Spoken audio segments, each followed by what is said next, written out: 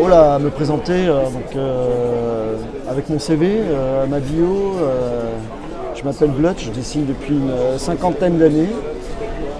Je suis professionnel depuis 35 ans, voilà. J'ai publié beaucoup de choses, un travail très disparate chez beaucoup d'éditeurs. Voilà. Je suis un mâle blanc, cinquantaine. Ah bah oui, je pense pas qu'on puisse faire ce genre de travail s'il n'est pas personnel. Donc non, c'est pas un travail de commande. Il n'y a pas de démarche ni de roublardise ou de calcul. Je l'ai fait vraiment par passion et par plaisir. Je crois pas que je puisse dessiner autrement en fait. Donc et puis je reste. J'ai lu Lucky Luke comme beaucoup de jeunes gens de ma génération. En tout cas, lorsque j'étais enfant, et en fait, c'est un personnage qui a continué à m'accompagner. Je relis Lucky Luke constamment depuis mon plus jeune âge. Et donc moi, ça me semblait presque naturel d'essayer de me confronter à ce personnage qui fait partie de mon peut-être de voilà. Je dois avoir deux énormes influences, enfin deux espèces de bornes, enfin je sais pas comment dire, enfin qui m'ont vraiment deux auteurs qui m'ont éclairé, c'est Maurice et Hergé depuis l'origine. Donc ça fait longtemps que j'interroge Maurice Goscinny. Il semblait presque naturel qu'aujourd'hui, enfin je veux dire voilà, même si c'est présomptueux, d'essayer de m'approcher au plus près de du cœur de leur œuvre, quoi. Et j'étais très très désireux d'essayer de retrouver le rythme propre des récits de Goscinny. En travaillant sur cet album là, Les Indomptés, j'ai essayé de retrouver peut-être le parfum des BD classiques, j'allais dire des BD d'antan, de retrouver une forme de classicisme. Lucky Luke c'est un travail assez. Mon approche de Lucky Luke est personnelle aussi parce que d'abord c'est un portrait de mes enfants cet album. Les Indomptés, c'est mes 3 enfants. En cela, le bouquin est très très intime. Et peut-être certainement il s'inscrit dans la continuité d'autres albums que j'ai pu. C'est pas une rupture totale avec ma production antérieure. C'est un portrait de famille. Mais sans la complaisance de l'autobiographie souvent qui me met mal à l'aise. J'ai besoin de la fiction quand même. J'ai besoin de ce paravent. Et donc j'ai tiré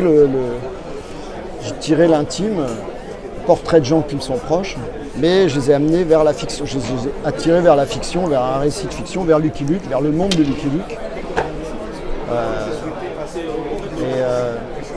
Et il y a des moments, oui, un peu absurdes, voilà.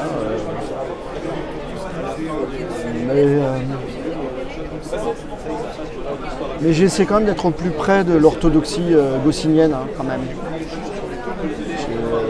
J'ai essayé d'être fidèle à ce que je pense être l'esprit du personnage. Après, je suis comme tout le monde, je suis pas le dogme, je suis pas un théologien, je suis pas le théologien je suis obligé, c'est par la force des choses, puisque je ne suis pas les auteurs, l'auteur originel. Tout ce que nous faisons depuis la mort de Maurice, c'est des réinterprétations.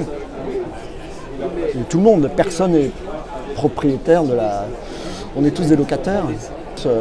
Il y en a multiples. J'aurais bien de la peine à lister toutes les allusions ou même les citations directes aux albums de Lucky Luke. Bon, déjà, il y a les panneaux d'entrée de ville qui ont toujours fait ma joie. Mais il y a même la manière de dessiner les villes, ces espèces de façades qui sont dessinées de manière très schématique, on dirait des décors de cinéma en carton-pâte. Voilà, il y a ça, cette manière qu'a Maurice d'aborder le décor, mais aussi l'organique. Enfin, moi, je me suis un peu, enfin voilà, je me suis vraiment, j'ai regardé comment il faisait les troncs, comment il faisait les rochers, la manière dont il est disposé. Bon, après, j'en ai fait ma propre.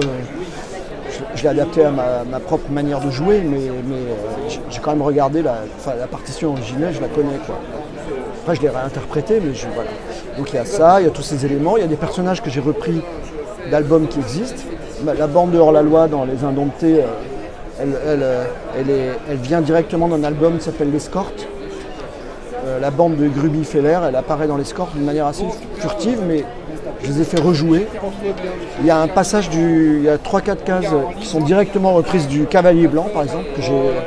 Enfin voilà, il y a des citations multiples. Et puis il y a les personnages secondaires qui sont aussi des archétypes. La maîtresse d'école, le shérif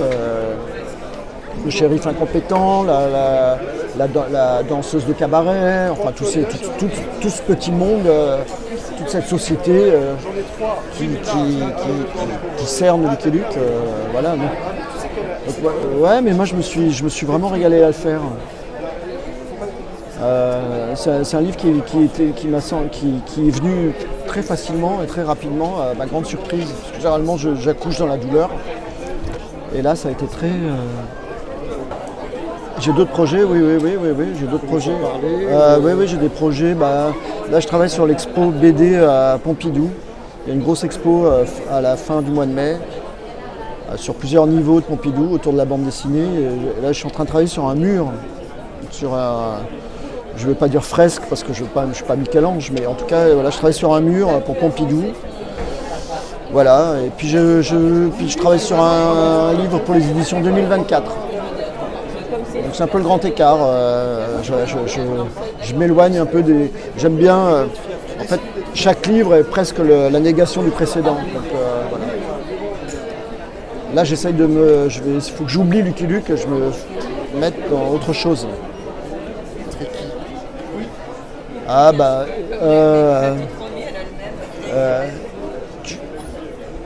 Il y a des auteurs vraiment qui me déroutent, mais. Il y en a que je comprends, je comprends leur désarroi ou leur inquiétude profonde. Par exemple, Hergé, j'ai l'impression de le comprendre. J'ai l'impression de comprendre ses tourments. Non, il y en a un que je ne comprends pas, mais voilà. Qui vraiment m'intéresse depuis longtemps. Je peux emmener à Jean Players. Voilà, c'est une réponse entre cette espèce de mélange de tradition et puis en même temps il vient aussi de l'underground, voilà. Ce côté, ça m'intrigue beaucoup.